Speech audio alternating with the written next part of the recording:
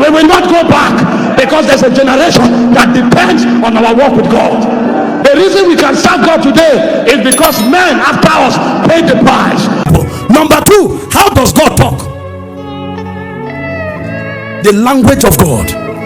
I'm not talking speaking in tongues now. I'm showing you the modus operandi in spiritual communication. God speaks to see. You see to speak, but God speaks to see. So God can be seeing something. If he doesn't like it, he won't say it. And so long as he doesn't say it, that's not his reality. In Genesis chapter 1, I told you already, verse 2, if not that Moses was the one writing, you would never have heard darkness. God would never pronounce darkness. It would have been in the beginning. God created the heavens and the earth, and God recreated the earth and said, light be. Look at you. It was Moses that said there was darkness, and the Spirit of God was moving upon the face of the deep. God never uttered that. When God wanted to speak, well, all of us are aware of darkness, light be. And when God spoke, God saw it, that it was good. Why didn't he see the darkness? That's not what he wants to create. That realm, you say to see. Those who don't live in that realm, they see to say. That's why he wakes up, he says, I don't know, there's a tumor here. Oh God, may God help us. May he help you. But you who know how the realm works, even though there's a tumor there, you don't deny the presence of the tumor, but you tell yourself, by his stripes I'm healed. I live in divine health. No tumor survives in my body. You say what you want to see. 6 times in Genesis chapter 1 alone. And God said, and God saw it, and it was good. And God said, and God saw it, and it was good. Genesis 1 verse 3 and 4. Genesis 1 verse 6 and 9 and 7 rather. Genesis 1 verse 9 and 10. Genesis 1 verse 14 and 16. And God spake, and God saw, and it was good. And God said, and God saw, and it was good. And God said. Every other things happening was not his business. He only spoke what he wanted to see. In the realm of God, Satan will want to show you things. Don't say what you see. Speak what you want to see. That's how God speaks in that realm. It's an understanding of divine language. There's a way they talk in that realm. Number 3, how does God speak? He calls those things that be not as though they were. So God declares the end from the beginning. God says what God wants to see. Then God says what has not happened as though it has already happened.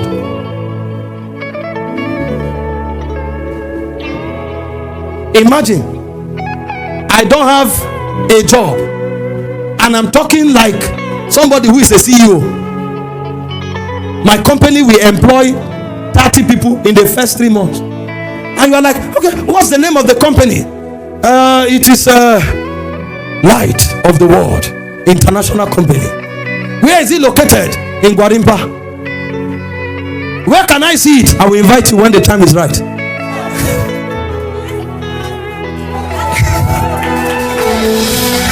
You show up. My first son is John. My first son is Moses. And they say, really?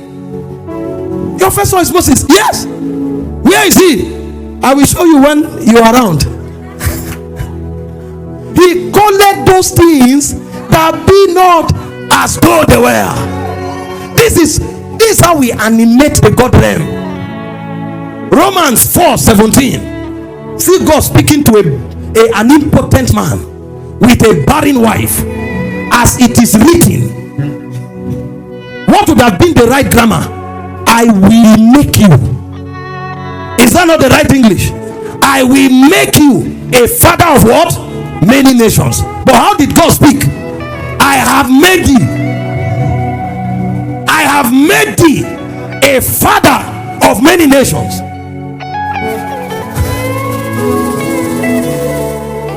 You are the one who wants to kill yourself with I will, I will. In the realm of God, it's not I will, it's I have. He calleth, those things that be not as though they were. So maybe you are still a kindergarten in the school of the spirit. You can use I will for a while, but when your spirit develops strength, when your spirit matures,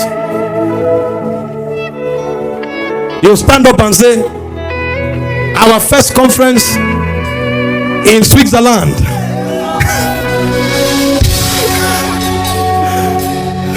and they are asking, what's the name of the ministry? It's still in heaven. Yeah, we will have an apostolic invasion in Australia. Really? What's the name of the ministry? We are still in the school of the spirit. We are in Adula. We will soon come out. You know, people don't know these things. These are the things the Holy Ghost teaches you when you sit with him. Don't say I want. Don't say I will. Say I have. Say I do. And then you are going to see that the realm will now respond. Because it's a realm of dominion. It will respond.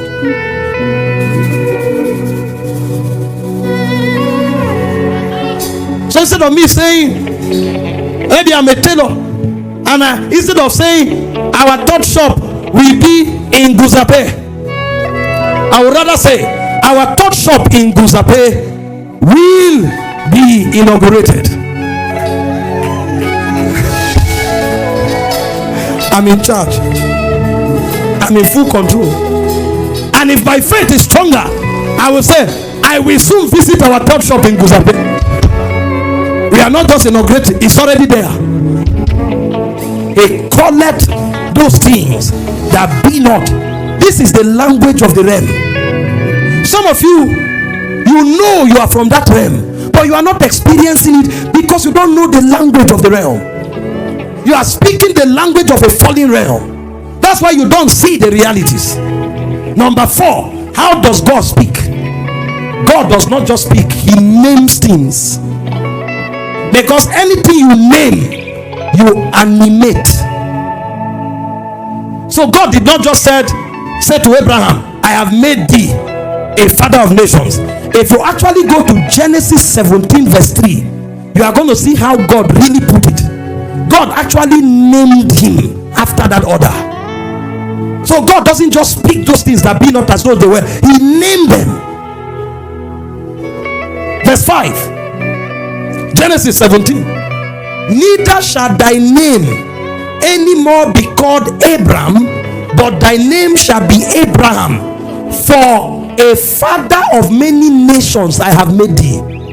So he didn't just call those things that be not as those they were. He named it. Because anything you don't name, you can't animate. When you give names to things, you animate them. When God wanted to bless Jacob, he named him. Genesis 32 verse 28. Your name shall no longer be called Jacob, but Israel. For as a prince, thou hast wrestled with God and has prevailed. When Moses wanted Joshua to become a conqueror, Moses named him. Joshua's name before now was called Oshia. Oshia means I save. Moses said no. When you meet Og, the king of Bashan, you can't save. You will need God saves. So in order for you to be a conqueror indeed, we have to change your name. So in Numbers 13 verse 16, Moses changed his name from Oshia to Joshua, the son of Nun. So the reason Joshua conquered continuously was because he was named after that order. So everywhere you confront Joshua, you confront God. It was no longer him who saves, it's God who saves through him. These people knew how the realm works. They knew the secrets. We have not learned the ways of the spirit. When Jesus wanted to empower Peter, he named him after that order. His name was called Simeon. John 1:42 is a reed. Instability can't lead the church. So he said, you shall be called Cephas, which is to be interpreted a stone. That's steadfastness. Anything God wants to animate, he names it. In 2 Samuel 12:24-25, Solomon was called peace, but God wanted to secure his love with Solomon. He sent Nathan to name him Jedediah, the beloved of God. So there was nothing you do that made God not to love Solomon. You don't name things. Things have no name in your life. They have no name in your corridor. That's why you don't have the God realm in your life. The first time I saw this graphically was when I started following Bishop David Oyedepo. All the doors of the church had name. There is Dominion Gate. The first time I started hearing it, I said, do we have to name even doors? I didn't know these were men of understanding. This is Dominion Gate. This is Favor Gate. You be joking. See, even in your house, name things. Name rooms. This is a room of encounter. This is a room of favor. This is a room of prosperity. This is a room of power. Name things. Why don't you just look at your children and say, hey, you come? Why do you give them names? Because if you don't give them names, you will not trap God's blessings there. Numbers 6:23, it said, after this manner, bless the children of Israel. The Lord bless you. The Lord keep you. The Lord cause his face to shine upon you. The Lord lift up his countenance upon you. The Lord give you peace. And he said, let the name of the Lord be named upon them. You can bring God's realm to your realm, but do you understand the law of ordinances? Do you understand the law of utterance, the law of divine language? There's a way they speak in that realm. If you start talking like that, you will bring the realm to your context. Number 5, how does God speak? God speaks thanksgiving before the manifestation. He doesn't wait to see the result before thanking or celebrating. Mark 11:24, it says, whatsoever ye desire, it says, when ye pray, believe that you receive them and you shall have them. When the Bible was saying, and God saw it and it was good, there was nothing. But when God said it, God believed it had already happened. And so all the responses that God would have had, he had them before they manifested. On Wednesday, Apostle Lawal was teaching us these things. See, some of you are expecting children, but you are waiting to celebrate when the child comes. If it is God, he starts celebrating the moment he declares, I have a child. And it will be so real to him that when the child eventually comes, there will be no more celebration because he has already celebrated. That's how they operate in the God realm. So that is called the law of utterance. We don't talk anyhow there. If you will operate in that realm, you don't have the right to talk anyhow. You talk the end from the beginning. You talk what you want to see in order to see them. You call those things that be not as though they were. That's how you talk. There is a law that governs talking. You name things to animate them, and you celebrate what you have declared, even when it has not yet manifested. When you start living like that, you will be shocked that heaven will invade the earth. This is how we function in the God realm.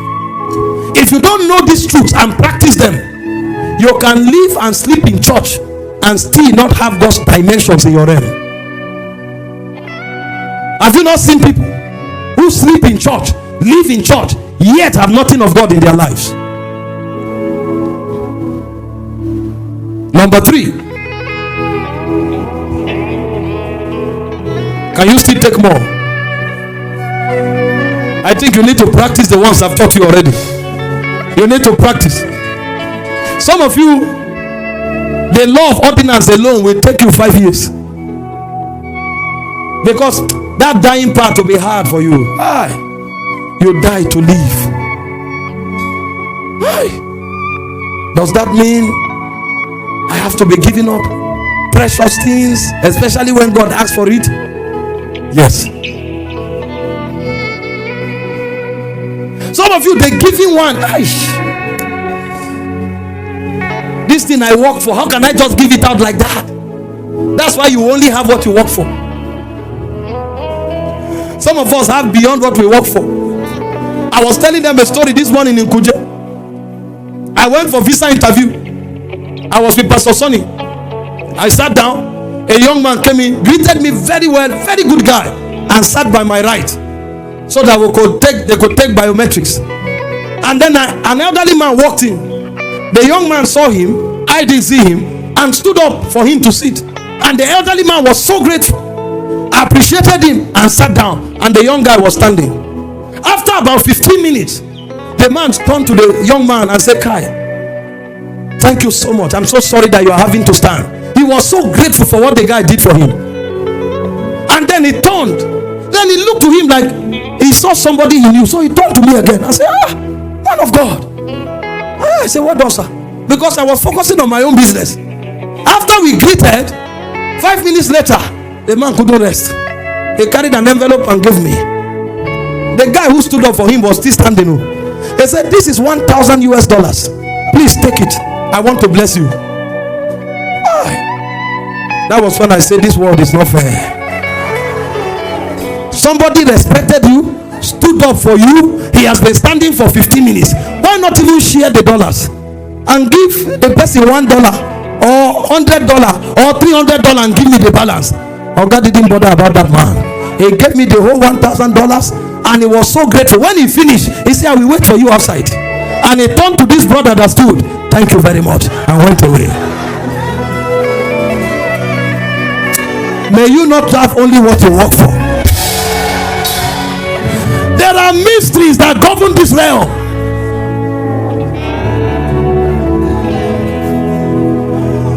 Gave me almost 1.4 million for nothing. Meanwhile, somebody else who was still suffering, why respecting? You can say, yes, I bless him. Fine. But how about this guy who is still standing for you to have comfort? Thank you very much. Because thank you is actually the right response. That's what you deserve. You will have more than you deserve. Walking in the God realm. There are laws. There are laws. But I have given my own and I keep giving. So giving to me is natural. There are laws. You say, yes, it's a pastor, they give them. You go check how many pastors run out of ministry in a year. It's not about being a pastor. This is not a positional thing. They are the laws you engage. It can happen to you as a politician, as a businessman, as an academic, if you know the laws. The law of spiritual paradox. The law of divine utterance. Let me add two more because of time. I'll get short ones. Number 3, the law of nature. You can't function in a realm to which you are not giving the DNA to function. Every realm responds to a nature. When you find a creature operating in a realm, he has a nature that authorizes and commands allowance for him to function there. Because realms are sensitive to nature. For you to operate in the God realm, you must have the divine DNA. This is why God gave us his DNA when he created us. He said, let us make man in our own image, after our likeness. Let them have dominion. Dominion is a reality of the God realm, but they can never have dominion except as they first of all have the nature of God.